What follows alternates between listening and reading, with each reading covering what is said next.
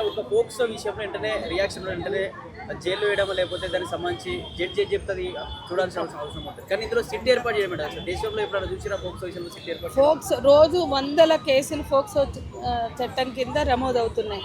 ఎక్కడా వేయని సిట్టు ఇక్కడే ఎందుకు వేశారు?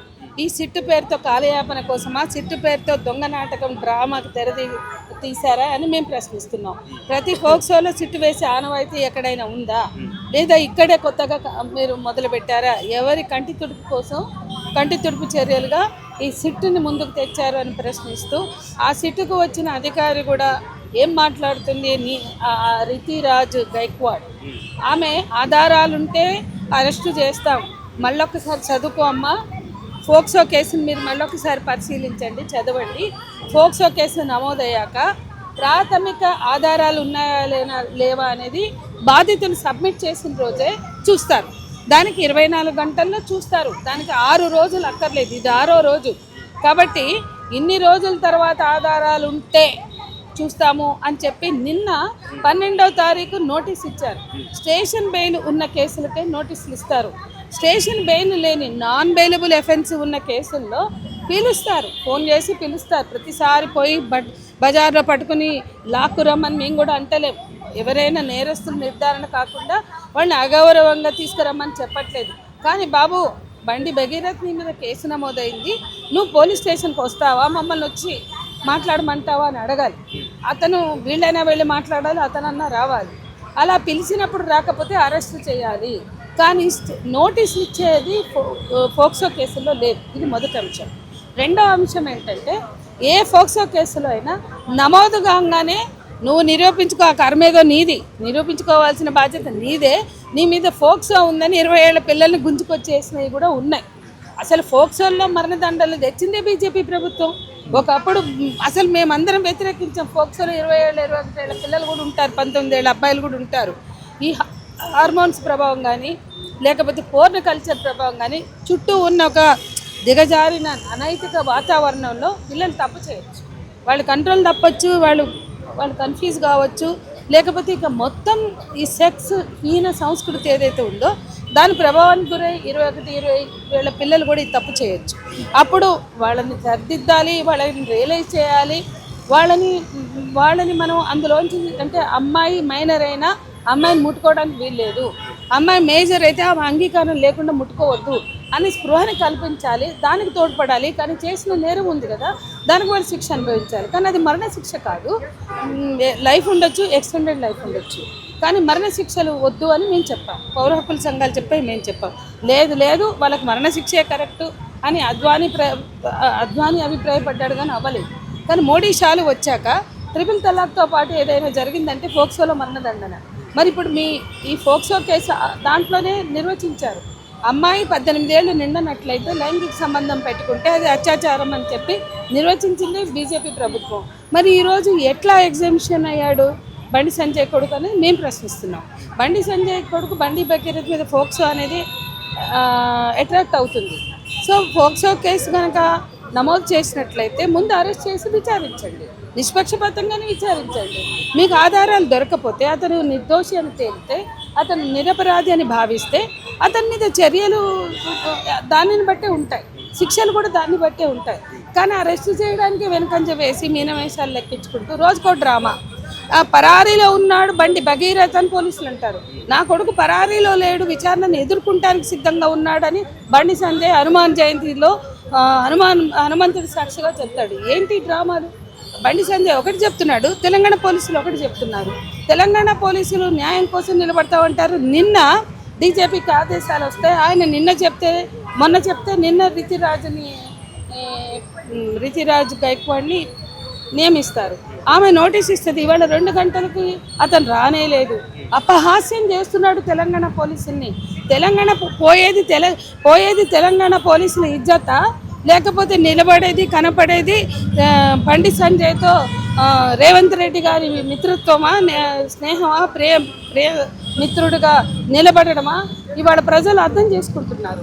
అంటే ఇవాళ ఒక ఫోక్సో అపరాధి లేదా ఒక ఫోక్సో నిందితుడు తండ్రి ఆయన counter case, honey trap case పెడతాడు.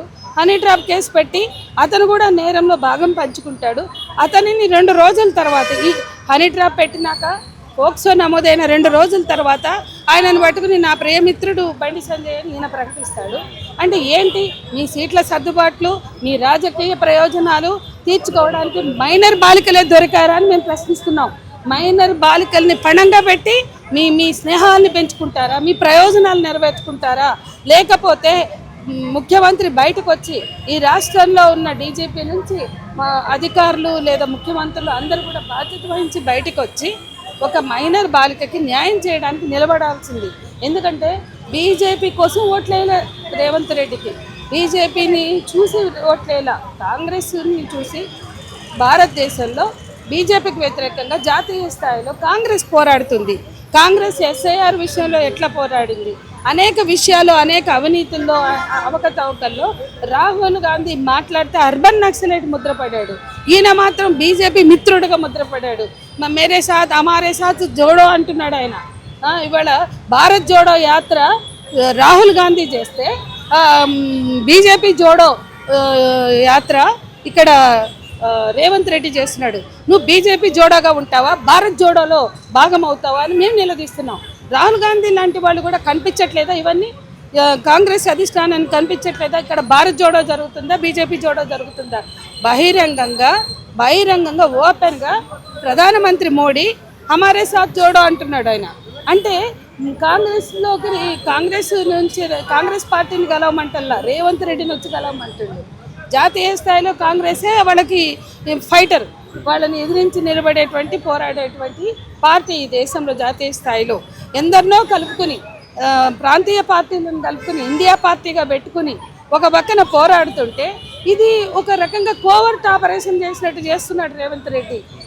మీ కాంగ్రెస్ అధిష్టానానికి, కాంగ్రెస్ పార్టీ చేస్తున్న పోరాటానికి భిన్నంగా ఇవాళ ఈ ప్రాంతంలో ఇది చేస్తున్న మిత్రత్వమో లేకపోతే వ్యక్తిగత ప్రయోజనమో, సీట్ల సర్దుబాటులో ఖచ్చితంగా ప్రజలకి జవాబుదారీగా ఉండాల్సిన అవసరం ఉంది. ఒక ఆడపిల్లని బలిపెడుతున్న ఈ స్నేహాలను కొనసాగించడం కాదు అని కూడా మేము చెప్తున్నాం. ఇవాళ బేటీ బచావో బేటీకు పడావో అని బీజేపీ అంటే బేటాకు బచావో బేటాకు బగావో అని చెప్పి వీళ్ళు చెప్తున్నారు. ఈ బేటా బగావో ప్రోగ్రాం, బేటా బచావో ప్రోగ్రాం ఏంటో తేల్చుకోవడానికి ఇవాళ విద్యార్థి యువజన మహిళా సంఘాలుగా మేము వీధుల్లోకి వచ్చాం. అంటే పోలీస్ అధికారులు పరారులో ఉన్నారని చెప్పేసి వాళ్ళే చెప్పి మళ్ళీ నోటీసులు ఇచ్చి, ఆ నోటీసులు ఇచ్చినటువంటి టైంకి పోలీస్ అధికారులు విచారణ చేయడానికి అక్కడ రాలేదు. అంటే వీళ్ళు ఇది డ్రామా అనుకోవచ్చా, ఏం చేస్తున్నారు? చాలా అండర్స్టాండింగ్ లో ఉన్నారు. నోటీసులు ఇవ్వడం అండర్స్టాండింగే, పరారీలో ఉన్నారని చెప్పడం అండర్స్టాండింగే, నా కొడుకు పరారీలో లేడు విచారణకు సిద్ధంగా ఉన్నాడని చెప్పడము అండర్స్టాండింగ్తో భాగం. ఇవన్నీ పరస్పర అవగాహనతో జరుగుతున్నాయి. ఎందుకంటే వాళ్ళు పరస్పర మిత్రులు కదా. కాబట్టి వాళ్ళ ఈ రాష్ట్ర ప్రజలు బీజేపీకి ఓటేశారా, కాంగ్రెస్ ఓటేశారా, బీజేపీతో మిత్రత్వం చేయడం కోసం ఓటేశారో తెలుసుకోవాలి. సరే, ఓటు బ్యాంక్ రాజకీయాలు పక్కన పెడదాం. ఇక్కడ ఒక అమ్మాయిని పణంగా పెట్టి ఓటు బ్యాంక్ రాజకీయాలు చేస్తుంది బీజేపీ, కాంగ్రెస్లు. కానీ మేము ప్రశ్నిస్తుంది మాత్రం అమ్మాయికి న్యాయం జరగాలి. మైనర్ బాలిక కేసు పెట్టింది, విచారణ చేయండి. విచారణ ఎప్పుడు చేస్తారు? అరెస్ట్ చేసి రిమాండ్కి పంపి బండి సంజయ్ని బర్తరఫ్ చేసి నిష్పక్షపాతంగా విచారణ చేయాలని మేము కోరుతున్నాం. ఇంతవరకు బండి సంజయ్ బర్తరఫ్ అడిగేవాళ్ళం కాదు, కానీ అన్ని విధాలా ఆయన ఇందులో భాగమవుతున్నాడు. ఇంటికెళ్ళి బెదిరించాడు, ఇంటికెళ్ళి ఫినాయిల్ తాగింది మా అమ్మాయి, మీ అబ్బాయి బ్రేకప్ చెప్పినాకంటే ఫినాయిల్ రుచి బాగుందా అని అడుగుతాడంట. అట్లా ఇంత అవమానకరంగా నీ కూతురు ఎంతమందితో తిరిగింది, మా అబ్బాయితో తిరిగింది, ఇంకెవరితో తిరగలేదని ఏంటి గ్యారంటీ అంటాడట. ఇవన్నీ ఆయన ఒక బ్రేకప్ జనవరి 7 చెప్తే అప్పటి నుంచి వీళ్ళు రోడ్ల మీద పడాలా, పోలీస్ స్టేషన్కి రాలా. అట్లాగే ఆ అమ్మాయి మీద నిర్మల్లో ఉల్టా కేసు పెడితే అప్పుడు రాలా వీళ్ళు బజార్లోకి. ఆ తర్వాత వీళ్ళు 21న సంగప్ప మాట్లాడినప్పుడు బయటకు రాలా, 23న బండి సంజయ్ గారు మాట్లాడినప్పుడు బయటకు రాలా. ఎప్పుడైతే బెదిరించారో, ఎప్పుడైతే ఆ అమ్మాయి ఫోటోలు అందరికీ వైరల్ చేశారో, ఆ అమ్మాయి మీద బురద చల్లుతున్నారు, ఆ అమ్మాయి మందు తాగింది, బ్రీజర్ తాగింది అని ఫోటోలు మీడియాలో, సోషల్ మీడియాలో, వీళ్ళ సోషల్ మీడియా ఆర్మీ ఏదైతే ఉందో వాళ్ళతోటి వైరల్ చేయించారో అప్పుడు కదా వాళ్ళు బయటకు వచ్చింది. సో వాళ్ళు కేసు పెట్టడానికి బాధ్యత కూడా బండి సంజయ్దే. వాళ్ళు బాధపడిన వాళ్ళైతే అప్పుడే పెట్టేవాళ్ళు, జనవరి 7 బ్రేకప్ కాగానే పెట్టేవాళ్ళు. కానీ 3 నెలల తర్వాత, 4 నెలల తర్వాత పెట్టారు అంటే వాళ్ళ బెదిరింపులే కారణం, వాళ్ళ ప్రవర్తనే కారణం, వాళ్ళ వ్యవహార శైలే కారణం.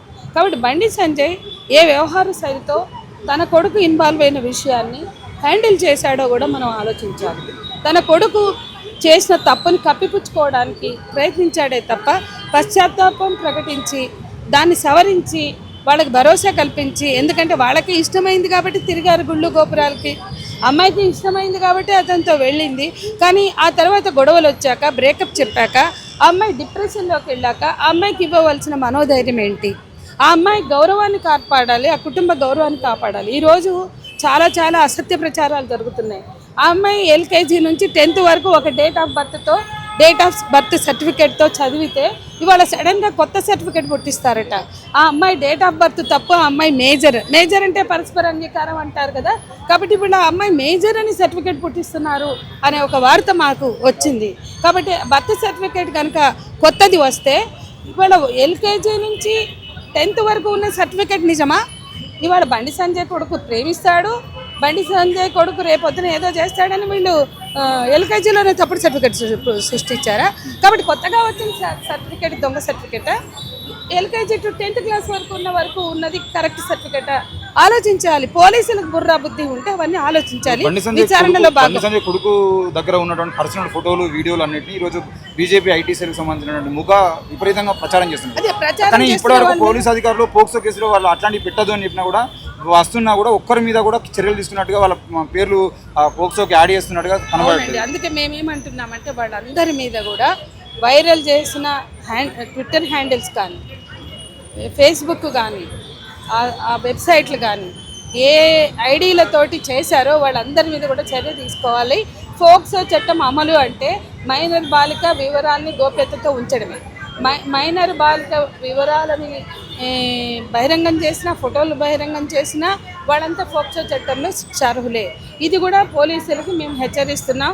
దీన్ని పరిగణలోకి తీసుకుని వాళ్ళు అవన్నీ కూడా తీయించాలనేది కూడా డిమాండ్ చేస్తున్నాం. ఆ కుటుంబానికి, ఆ పాపకి భద్రత కల్పించాలి. తక్షణమే బండి సంజయ్ కొడుకు బండి భగీరథని అరెస్ట్ చేయాలని డిమాండ్ చేస్తున్నాం. Thank you.